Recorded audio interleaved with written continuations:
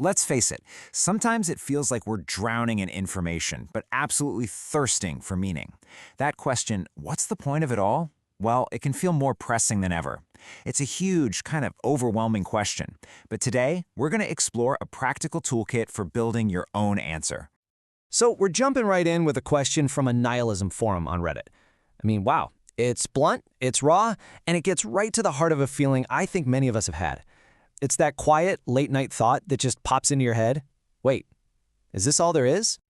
You know, this feeling isn't new. It's a fundamentally human question. So we're not looking for one single perfect answer today. Instead, we're exploring a whole spectrum of powerful ideas, from ancient philosophy to modern psychology, to build a toolkit that you can use to forge your own meaning. To start, let's explore the two classic extremes in this whole search for meaning. Think of them as the North and South poles on our philosophical map. So on one side, you've got nihilism.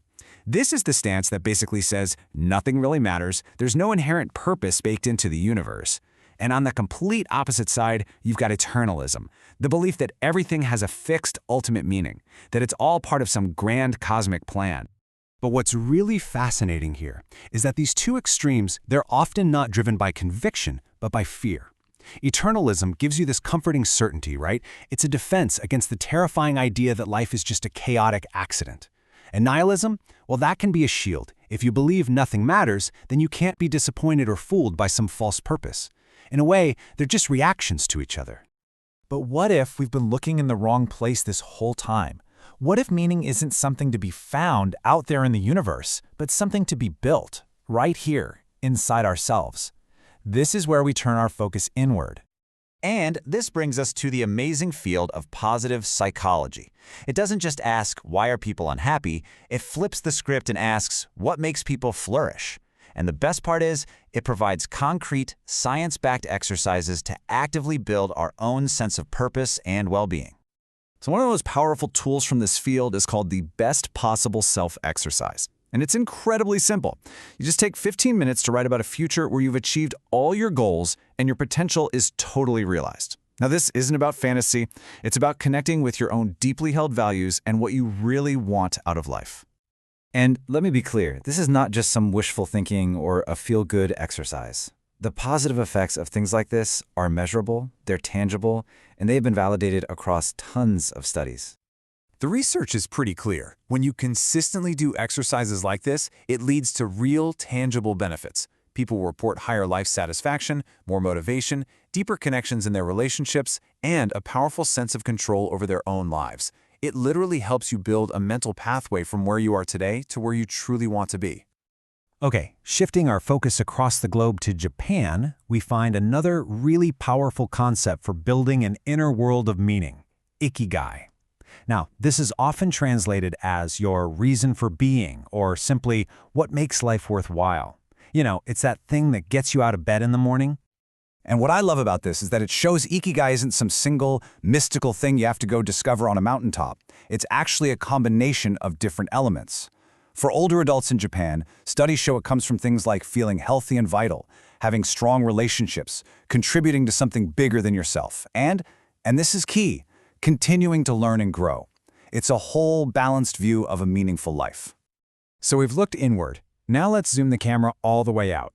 Some thinkers argue that the deepest meaning is found not just inside ourselves, but by contributing to the grand, long-term projects of our entire species. This quote uses the historical example of Easter Island as a pretty stark metaphor for Earth. The argument goes that if we see our planet as this one finite island, well, then our long-term survival, and maybe our ultimate purpose, might lie in our ability to look beyond it. So this argument frames space exploration not just as some thrilling adventure, but as a moral duty. The logic is, if human life has value, then we have an obligation to protect it from extinction-level events here on Earth. And the ultimate insurance policy for that is becoming a multiplanetary species. Now back here on Earth, there's another grand project on the table: the development of artificial superintelligence, sometimes called the technological singularity. This is the hypothetical moment when AI becomes so advanced that it just triggers an explosion of technological growth, changing human civilization in ways we can't even begin to predict. And this creates a really fascinating tension. I mean, on one hand, the promise is basically a utopia, nanobots repairing our bodies from the inside, an explosion of creativity and abundance. But then you have the technology paradox. What if automation creates so much unemployment that it crashes the economy, ironically preventing the very investment we need to reach that utopian future? It's a project filled with both immense hope and, let's be honest, immense risk. So, what do we do with all this? We've got the deeply personal, internal path of building our own meaning, and then we have these huge, external projects for all of humanity. Do we really have to choose? Well, maybe the most powerful answer is to not choose at all. The real work might just be in building a bridge between our inner world and the outer world, finding a way to cultivate our own personal well-being while also contributing to something larger than ourselves, whether that's our family, our community, or maybe one of these grand projects. You know, we can think about this whole process through a timeless framework, the hero's journey. It's a pattern you find in myths and stories all over the globe. You leave the familiar world, that's separation. You face challenges that test you, that's initiation. And then you come back with new wisdom to share, that's the return. This is literally a map for personal transformation.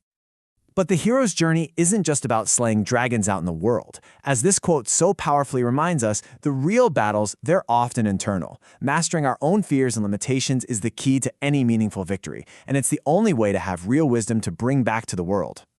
So in the end, there is no single prescribed map for a meaningful life.